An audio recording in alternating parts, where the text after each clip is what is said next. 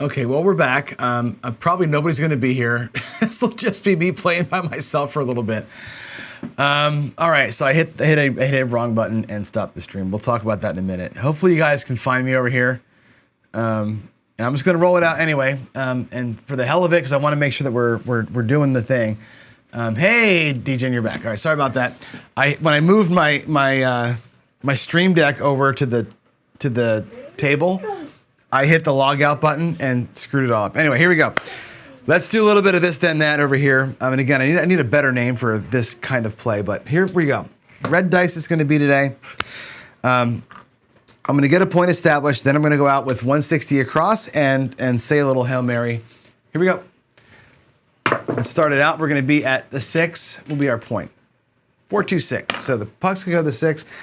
I'm going to drop, and again, what I've got in my rack here is enough to play 160 across 5 times. We're going to take just no more than 5 cracks at it, like so. And at the same time, we're going to drop on that lay. We're going to do the $30 level traveling lay along with the 160. So it's going to be hybrid for a couple of rolls, but really the idea is to transition out of that and make that the primary bet. I'm kind of back and forth on, should I wait to do this until that wins? I feel like I should wait to do it until it wins, but let's do it once each way and see how it feels, okay? 160 across. Let's just avoid early disaster if we can. 2-1-3. 2-1-3. And again, for those of you coming back, sorry about that. When I moved my roll tracker, the Stream Deck entry thing, I hit the button that turns the stream off, so that's just operator error, and I know that makes for a disjointed, crappy show, and I'm sorry about that. 2-1-3. Back-to-back threes. And there's a 9, 5 and a 4. Cool. All right, 5-4-9. So the lay bet moves behind the 9. We're gonna step on it to go to 60. The 9's gonna pay 35 bucks. I'm gonna wedge this thing down. That's how I'm gonna play the front part. We're gonna wedge it down. We're gonna go to $10 on the outsides. Take a quarter away from that and bring money back to the rack. We're going to try and get the front side to show a little bit of profit while we're making the transition to fully dark. And this is, I think, the difference between the proposal that I have here for the kind of the whatever you want to call this, the dual agent strategy or whatever. So there's a 5, 4-1-5. Now we're going to move the lay behind the 5. We're going to step on it for 30 bucks. The 5's going to pay 35. And again, we're going to go ahead and wedge down the 5 and the 9. Grab 10 bucks out of the rack. Bring this back. Now, I went out there for 160 across. What I have in my rack, I'll pull this out for you. There's 130 bucks. So we're basically, I don't want to say it yet, out of the hand. We're close to it. Anything else happens up in here, we're going to pull this back. We'll be okay. Okay.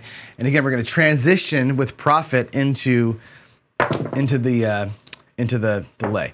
There's an 8, 5-3-8. Perfect scenario. We hit 3 numbers at full price. 5-3-8 pays again 25, 35 bucks.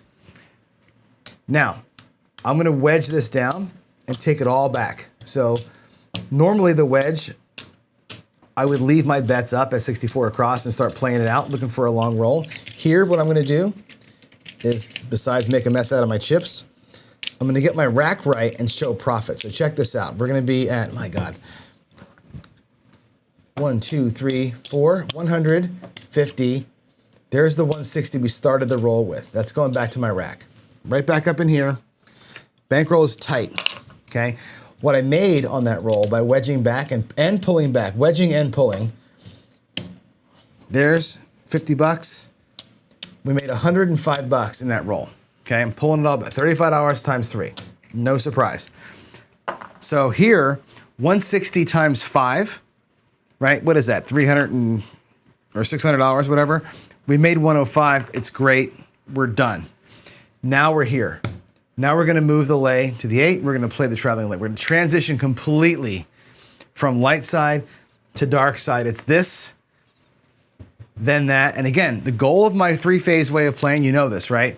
Get out there, get your money back, show an initial little profit, Now we start getting for better profits, right? I always do it in 3 phases.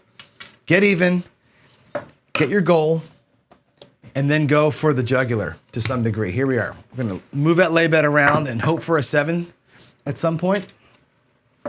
There's the midnight 6-6. And again, I'm sorry guys for stopping the stream earlier.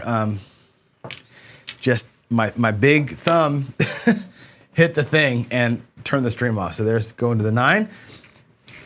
We're just gonna move this thing around. And there's the 6. So the puck comes off. We hit our point. Good for the shooter. 4-2-6.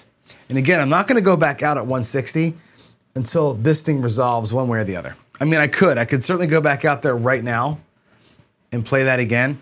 Let's let that lay bet resolve itself. And, oh, there it goes. We resolved it by losing it, 5-1-6.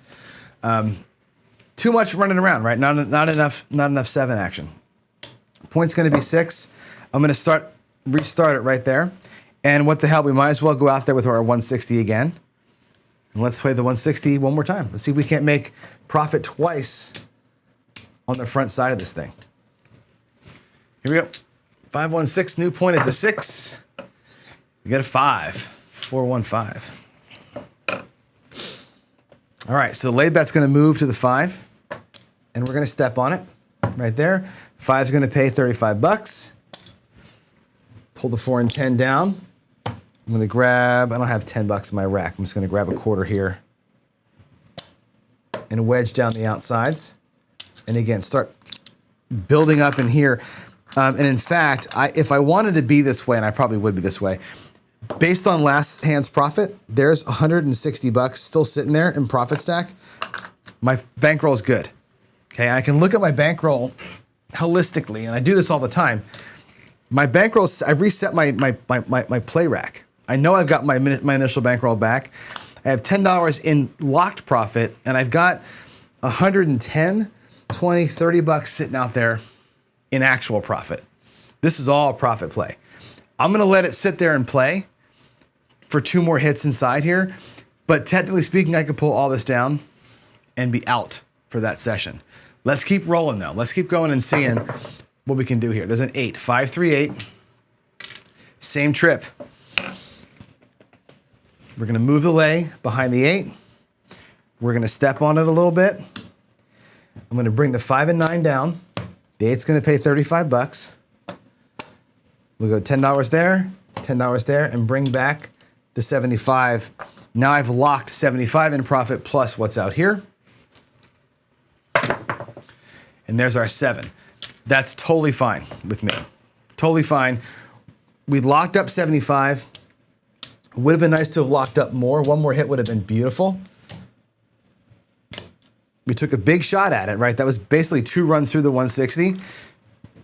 That pays 75 bucks. Lay bet on the 8 pays 75 for 90. Pretty good. Now, the lay bet, of course, we lost earlier. So unfortunately, this strategy started out a little bit behind. So I'm gonna reset. 1, 2. There's 3. Let's get some nickels here. There's 4. There's 5. So the lay bet strategy is in profit. It's got only 15 bucks, but we actually more than that. We have 1, 2, 3, 4. No, yeah, we're good. So we have what we started with, 10 shots at it and 15 bucks. We have 5 shots at 160 plus 75 bucks. So both strategies made money in turn. That actually worked out perfectly, right? We made our money up here, then made money back here. Nice transition. Let's do it again. I'm gonna put the 160 out there ahead of time just to save some time during the roll. Let's mark that 7. Let's do it again. We're gonna do this and then that. This time I'm gonna wait to do the lay until this pays off. I'm gonna change the rhythm. I just wanna see, again, we're kind of experiment, what works better, right? To do this during their roll and build up that 90 so you're already at your max bet, or build it up following the roll. Let's just get a point. This time we'll try it the other way and see how it feels. 7 on the come out, don't matter. There's a 5, 4 and a 1. All right, here we go. Let's get our three across bet hits if we can. 2, 1, 3. I have the 5 mark. No, that's a shit. Let me go back and fix that. I didn't put the 5 in. I'm sorry. Let's see. Let's get rid of that. It should be a 4, 1, and then the 2, 1. Okay, now we're set. Here we go. All right. Let's give me a box number here. Nope, we got a 7 right away. Yikes. 5, 2, 7. That sucks. All our profits go away. So what I'm going to do is this. I'm going to make it easy on myself. I'm going to take the next 160 out of my rack and ask for same bet. Okay, we're going to go same bet. Put the bets right back out. They're off with the puck, of course. And now we're going to try and fight that back. And maybe for me, the fight back is to go for the home run. In this case, Chiro asks, what do you do when you lose a lot? Well, here's a case where we got burned up here, right?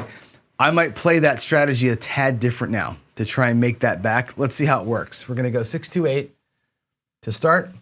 And again, I'm going to delay the traveling lay until we hit our numbers in there. Hopefully we can get out of here quick.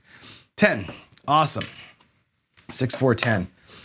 So instead of wedging back, what I'm going to do is take the $50. And again, 4, 1. I don't have any pennies in here, but with the VIG, and just do a full press. We're going to full press a few times. Hopefully get ourselves out of here. There's an 8, 4, 4, 8. It's going to pay 35. We're going to make it look like 60. Bring back that nickel. That's our point. So bets are off. Next point's 9. I know Victor, and I want to address this too. We've had this talk in chat about the regular place better missing out on 20-something% of the rolls, and I get what you're saying there. We should have another conversation at some point about the veracity of working the come out roll or not when you're place betting. It's super dangerous when you're place betting to do that, but there's a time for it. There's definitely a time where it makes sense. I don't know. It's an interesting, always one of those interesting craps conversations. There's no good answer to it. The math tells you not to do it because of the multiple 7s. There's a 5, a 4, 1, 5. So that's going to pay $35. And we're going to go ahead and press that all the way up. So now we've had the 10 pressed, the 8 pressed, and the 5 pressed. That's 3 hits. It's either something repeats or it's 4 hits and out. So we're going to do that. We're going to go, I guess, 4 hits and out. Anyway, the fact that you would lose it all on a 7, on a come out 7, and then put it all back and potentially lose it all a second time, that's the reason why we don't do that, right? If you're just going to do it one time, though, like Duracell does, he lets his place bets up here for the come out, takes the 1 hit on the come out, and then turns them off, fine. Or if you're going to same bet following that, that's a different way of approaching it. I think it's an approach thing. I don't think it's a given all the time thing. Here's a 5-5 hard 10. So what happens up here is the hard 10 is going to pay 150, which is fantastic. 150. And again, I'm not doing the VIGs right now because I didn't set my rack up right to do it. But there's our 10. Now what I can do is take all of it down, right? We can what I'll do to make it easy is leave the 160 sitting here, but turned off. I'll get my lammers and we'll turn the bets off just for ease of play. But we have 150. There's the 160 we just went out with. That's cool. So we got that money back. And if I take my rack apart, look what we did. There's 100, 25, 150. There's 160 that we lost on the last round. And so while it's not a lot of profit, we have $5 locked up in the rack and 160 out here. So we have 165 in profit. Pretty good by hitting that thing. Now we go here and we start, or the 10 rather. We go back to the 10. We start the lay. Now we start the lay process. Other bets are off. We're going to start working the traveling lay, transitioning to it. Now again, I could have done that the whole time. And if I was doing it the whole time, we would just be at $90 now. We're just kind of delayed when that's gonna happen. There's ace deuce. 2, 1, 3. There's a 5, 4 and a 1. Cool. 4, 1, 5. Now this lay bet moves to the 5. We step on it one time. And looking for a big nasty. There's a 5, 3, 8. Looking for the big nasty 5, 3, 8. We're gonna move the $90 around now. There's a 6, 5, 1, 6. Move it there. Mark it up for you guys. Ace deuce. Now again, Angelo plays this 2, 1, 3, where on the craps numbers he moves to the outside to the 4 or the 10, because he wants to always follow the last number rolled. The reason why he does that is, well, there was no last number rolled. The last number was a horn. There is no horn bet here, so he moves it to the end to restart it. I'm just going to leave it where it was. The one mod that I make to what he does is leaving it sit where it was. 5, 2, 7.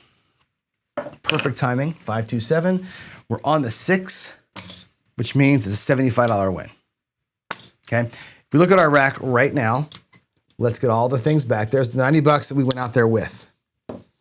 So we know that we can put this $90 back in our rack. There's 1. There's 2. There's the 3. $75 in profit plus the 15 we made before. That's $90 on the dark side. The dark side made $90 today, unimpeded by the place bets. Every time it won clean. There was no hedging because these have been off. The right side over here, the bankroll's already intact. I have $1 or $5 here. There's 165 in profit. That's all profit. So the two sides today, right? The 10 times 30, $300 made 90. Pretty good ratio right there. And here the $640, whatever that is. Whatever 160 times 5 is. I don't know what that is. It's 500 and $800, whatever. Made 165. Decent day. That's how you do it, right? That's what I want to see from the this, then that style of play. I want to be able to make money here and then move to this, not always have these things being in opposition. I think that's the difference of stylistically this versus a pure hybrid. A pure hybrid has them both at the same time. Here we're kind of moving against it. Yesterday we did it with the don't come. I think I did the don't come during the 66. The first roll we did the lay bet during the 160 phase. So I was in opposition of myself a few times there versus having it be totally clean. Now, ideally, you're working and these are out in 2 or 3 rolls and this lay bet action becomes hot quick. That's the idea, is get there fast and make the switch. So anyway, there it is. That's what I have. I actually have a 9 o'clock I got to get to. But that's the idea. That is the transition strategy. I'm not sure what to call it yet. Not even it, because you can do this with anything. You can do 66 with the don't come ladder. You can do the 160 with the trap. It doesn't matter what you're doing. Some right side, some dark side, and you switch out. Switch out midstream, and that's kind of what I want to do. So there it is. Just again, this has been a thought that I've had on my mind for a long time to play this way. I've never actually done it for real until we started playing around with the jackalope. And the jackalope, come on, switch out that. The jackalope kind of made me start thinking about how can I do other things that trigger things, right? Like that. And I don't want to have a pure hedge hybrid. I was trying to find a way to like, hey, let's find a way to play light and play dark and not have them being here, but have them being kind of here and win on them separately. The jackalope was a great first crack at it. This way here takes a little more work to get it to work right. But man, it can work. You know, you can win on both sides. And I think that's kind of cool. So anyway, that's it. I just wanted to, make sure I didn't screw up the live show because I hit the wrong thing, the wrong button earlier and messed everything up. So, what are you saying? Vince doesn't know it's the perfect DC bet yet. What are you talking about? You're talking about doing the DC instead of the traveling light. I get it. The only problem with that, let's go to the table. I'm going to assume what you're saying here, Vince. Let me go out there and do this. Because because I have analyzed this, and here's the thing: if you go because 100%, this bet here pays less than what you have out there. Coming through the DC to a number pays pure, especially if it goes to the 4 that pays pure. You'd want to do that, but to travel the lay, right? Which is what Angelo is trying to do. Which is every time it moves, you increase the bet size. What you would probably do is come here and go 50 in the don't with a $25 out there. So if you get a 7 here, you're gonna lose a quarter on a 7, which really sucks. If it gets set to, let's say, the 5, you gotta take your 4 down and put 75 in the don't, right? Let that travel to, let's say, the 8 and pull this don't bet down. So you've worked hard to get 2 don't bets through that you're pulling down. Now you got a great bet out here. Now you've got this perfect flat bet, maybe on the 4 or whatever it is. I like that, but you're fighting the 7 too hard and you're pulling bets down. If that's what you're suggesting. So I get the reasoning behind it because you want that flat bet, and hopefully that's what you're talking about. You're saying only the first DC bet. But again, the traveling lay is to increase sorry, my eyes here. Let's go back to the other screen. And again, I don't want to speak for him, right? But Angelo's thought when he built the traveling layout was not just to get flat action on the 7. He wants to build power on the 7 with each roll. His thing was every roll, you're closer to the 7, right? If you're looking at probability. So with each travel of the lay, you increase the level, increase the level, increase the level. He's thinking, or his mind is like, hey, let's get stronger as we go. If you're going DC only, your option there is to drop odds on it. But if you want to get a second one at a higher level, you're kind of stuck.